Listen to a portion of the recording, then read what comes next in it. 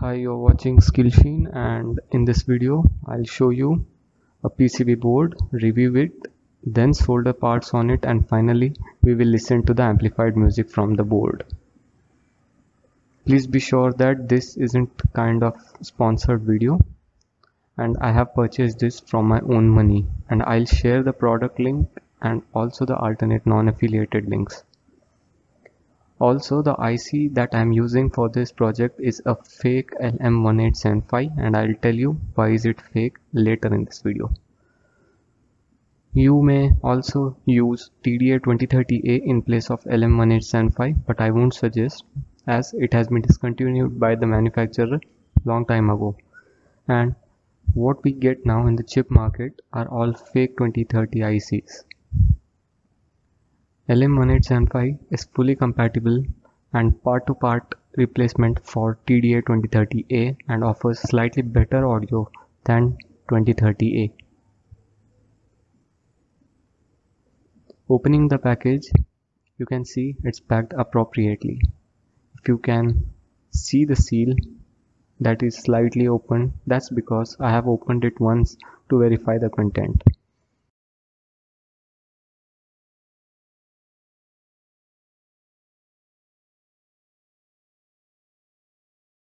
The package contains a FR4 PCB board and an instruction leaflet, which is important for us to locate the part to be soldered on the board. The quality of this PCB for the price is really good. The quality and visibility of silk screen on the top side is also good, and if you see these conductive traces, you can surely say it's made with some quality. The zero line or ground for the transformer follows the whole outer PCB as it can be seen here, making sure that the amplifier doesn't pick noise from the other components or the other devices which have also been connected to the board, and also avoid ground loop issues. As it can be seen, this board supports 2-channel audio output, which means there is no option for us to plug in a subwoofer. But that isn't much of any issue if you are planning to build this amplifier just for speaker, as known as satellites. In my next video, I'll show you how to make a low pass filter for a subwoofer, and that board design and layout will be replicated from a YouTube channel called What I Think. I'll link it in the description and please check out that channel. The thickness of this board is also more, and the board feels sturdy, to be honest. The quality of solder pads are also nice, to extent that I feel it won't rip out of its place if excess heat is applied. Looking at the instruction leaflet, I will link it in the description also. It shows what component is to be soldered, followed by the name of the location on the board. So with this leaflet, I'll now go and get the required parts. So these are the parts that are needed to be soldered. There are some extra resistors and capacitors that you are seeing here in the pile which are not needed. Also, I have taken the capacitor of higher capacitance because of two reasons. First one, it was readily available to me, and the second reason, the IC will not starve due to power shortage at peak power output. Also make sure that you get the capacitor of same or higher rated voltage. This is to prevent it from bursting into fumes when we'll power it. I'm also checking whether the capacitor sits perfectly in the allocated place. Now this IC is fake. Fake because the design of resin over the heatsink at the back isn't same compared to the original ones, and there is no logo of Texas Instruments at the front. I will solder these parts and I'll continue the video. This is the board with components after the solder job.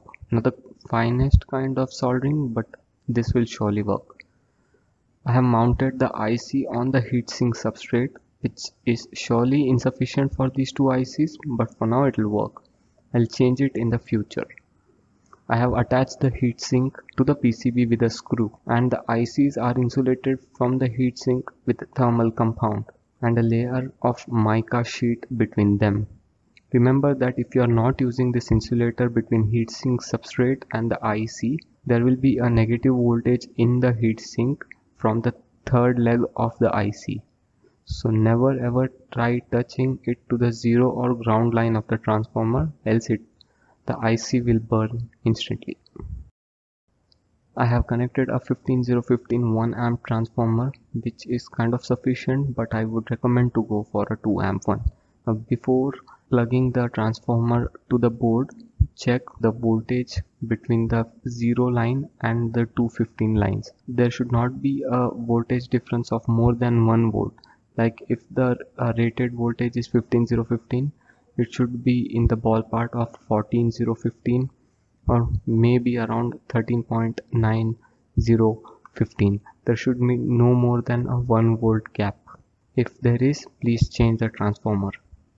I have these 4 ohm impedance speakers, as known as satellites, which are rated at 5 watt each. Not a good speaker to test, but this will surely work, and this was what I had at the time. Now before plugging the speaker and input side, make sure there isn't voltage flowing at the input and output side of the amplifier after powering it up. I have already checked that, and now to test whether this is working, I'll touch the tip of metal screwdriver to the input terminal of board.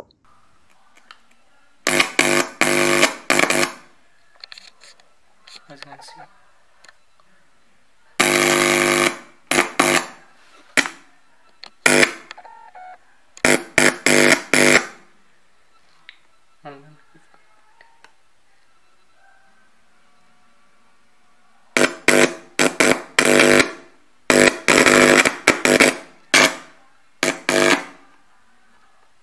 it's working. As you can hear the buzzing and noise.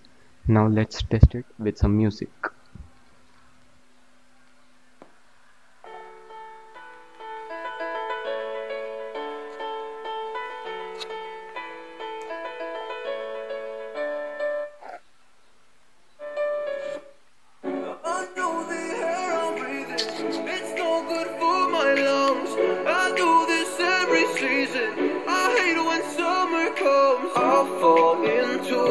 That I made by myself, oh, and I always do the wrong thing.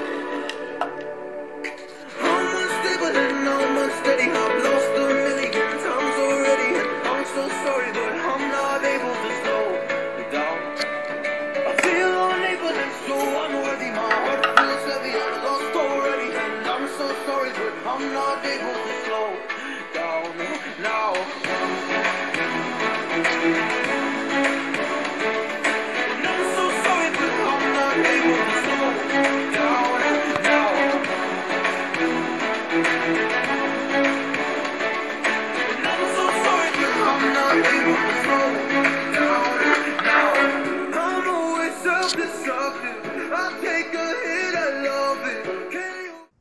As you can see, the audio is clear, and I have neither edited the audio nor done anything in post-processing in any kind.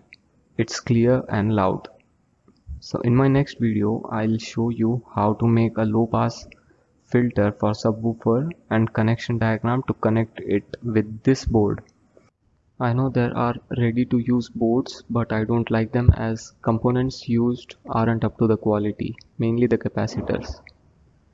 I have brought them, wired them accordingly and tried, but to my surprise, none of the 3 boards that I purchased matched the quality what this did. Might be my fault in wiring, or the boards that I have purchased had some issues. Anyways, I liked this VASP Electronics board, and the total cost including parts and this board costed me around rupees 200 or close to about USD $3 as on 8/1/2022. I hope this video was of some help. Thanks for watching. Bye.